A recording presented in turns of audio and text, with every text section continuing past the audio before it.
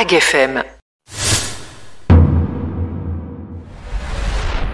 Alors chaque mois sur AgFM, on accueille le groupe astronomique de Carqueville. Un rendez-vous pour reprendre le temps de regarder le ciel et mieux comprendre ce qu'on y voit. La thématique de ce mois de novembre, les étoiles et les constellations. Et on accueille Dominique Boust, le président du GAC. Bonjour Dominique. Bonjour.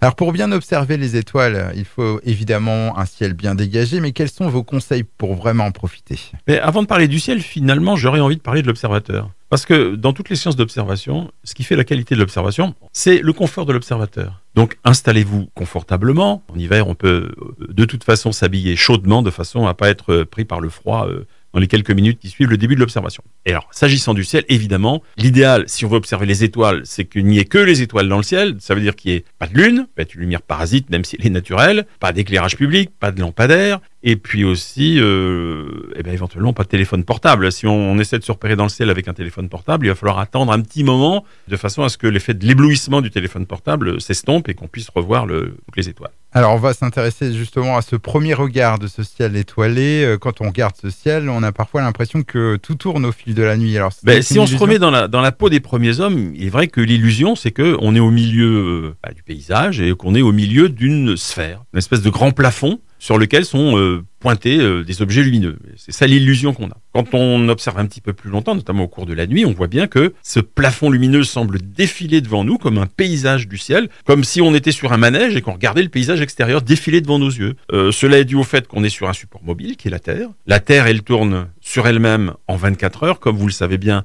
et elle tourne d'ouest en est, de sorte que le paysage du ciel, et les étoiles en particulier, semble se déplacer d'est en ouest. Donc, grosso modo, elle se lève vers l'est et elle se couche vers l'ouest. Il y en a certaines qui sont proches de l'étoile polaire qui ne se couchent même jamais de la nuit. D'ailleurs. Pourtant, la position des étoiles ne change pas, ce qui a permis justement à ces premiers hommes d'y voir certaines formes géométriques. Alors, effectivement, le mouvement que j'indiquais avant, il concerne l'ensemble de la voûte céleste. C'est-à-dire que les étoiles ne bougent pas les unes par rapport aux autres, de sorte qu'il est effectivement extrêmement tentant de les relier par des lignes imaginaires qui vont dessiner des animaux, des figures mythologiques, etc. Eh bien, ces figures géométriques qui ont été plaquées sur la sphère des fixes par toutes les civilisations, eh bien, ont donné la naissance des constellations, c'est-à-dire des assemblages d'étoiles.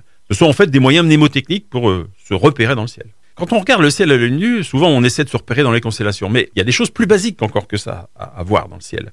En particulier, les étoiles n'ont pas toutes le même éclat. Quand on fait des veillées aux étoiles, on demande aux gens quelles sont les caractéristiques des étoiles qui leur viennent à l'idée en premier. Souvent, on a du mal à leur faire dire que la première caractéristique, c'est que les étoiles ne brillent pas toutes de la même façon. Alors évidemment, ça dépend de la brillance de l'étoile elle-même, puis aussi de sa distance, évidemment. Plus c'est loin, plus c'est faible. Et c'est ce qui a donné lieu chez les anciens à ce qu'on appelle l'échelle des grandeurs. Dans l'Antiquité, on appelait les étoiles de première grandeur les étoiles les plus brillantes, et de sixième grandeur les étoiles les moins brillantes, visibles à l'œil nu. Dans les temps modernes, évidemment, on a élargi cette échelle de grandeur et on l'appelle l'échelle des magnitudes. De sorte que plus la magnitude est représentée par un chiffre élevé, plus elle caractérise un astre faible. Alors si on demande à un enfant ou à n'importe qui d'ailleurs de dessiner une étoile, il va forcément la représenter avec des branches. On sait pourquoi ? Alors les branches, effectivement, ça n'a absolument rien à voir avec l'étoile.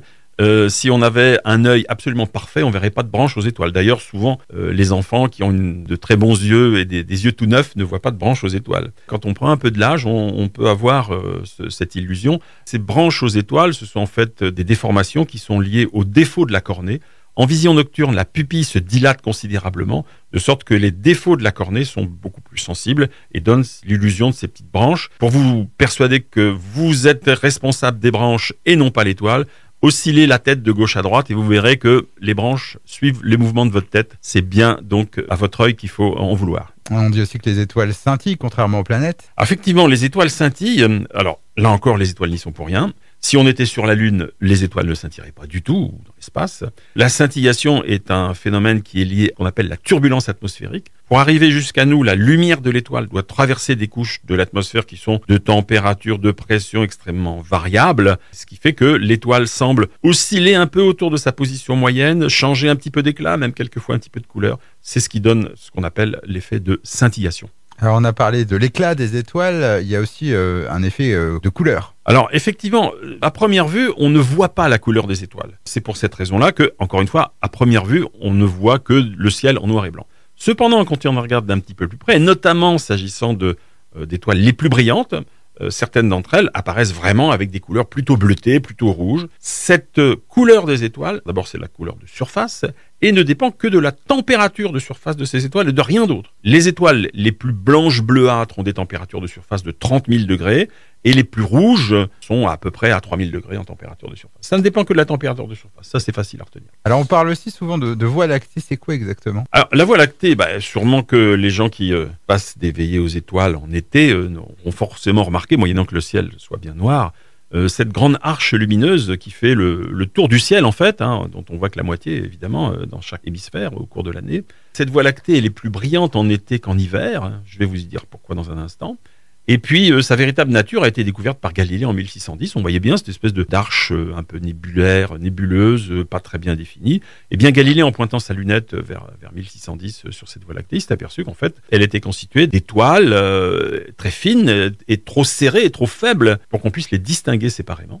Et c'est ce qui donne l'illusion de cette arche. Cette arche, en fait, la véritable nature de la Voie lactée, elle est liée au fait que nous sommes, à l'intérieur d'une galaxie, qu'on appelle la Voie lactée précisément. On peut aussi l'appeler la galaxie avec un grand G. Quand on met galaxie avec un grand G, c'est la nôtre, c'est la Voie lactée.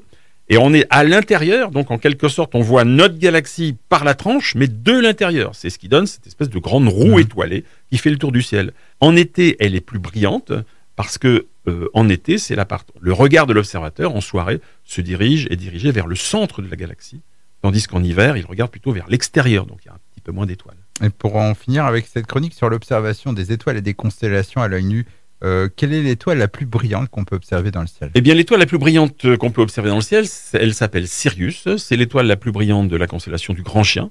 Et on va la voir tout au long de l'hiver et même du printemps, en début de soirée, vers l'horizon sud. Elle brille d'un éclat blanc bleuâtre, on ne peut pas la louper. Comme elle passe sur l'horizon, elle va aussi sûrement scintiller fortement. C'est une étoile qui est assez proche, elle est à 8 années-lumière. L'année-lumière, c'est 10 000 milliards de kilomètres, mais ça n'est jamais que 2 fois plus loin que l'étoile la plus proche, qui est Proxima du Centaure. Et puis, elle a une température de surface de l'ordre de 10 000 degrés, caractéristique d'une étoile très blanche, et son diamètre est presque 2 fois celui du Soleil.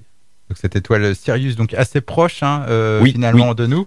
Quel est l'objet justement le plus lointain qu'on peut observer à l'autre bout de l'échelle des objets les plus lointains, finalement c'est pas une étoile, c'est une galaxie, c'est la galaxie d'Andromède. D'ailleurs sa nature extragalactique, vous savez au début du XXe siècle, on n'avait pas du tout idée de la distance de tous ces objets et de ces galaxies en particulier. Et c'est Edwin Hubble qui en 1920 a pu démontrer qu'il s'agissait bien d'une autre galaxie analogue à la nôtre. Il a appelé ça les univers Hill, et puis on en a découvert évidemment des milliers et des milliards d'autres après.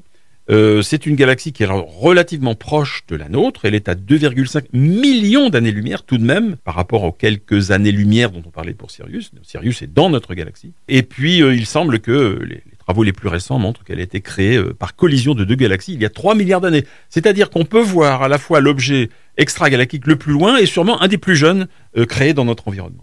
Eh bien, merci beaucoup Dominique Bousse pour ce voyage étoilé. Donc, je rappelle que vous êtes le président du groupe astronomique de Carqueville. Et puis, en ce mois de novembre, est-ce qu'il y a des événements à ne pas manquer pour le GAC ?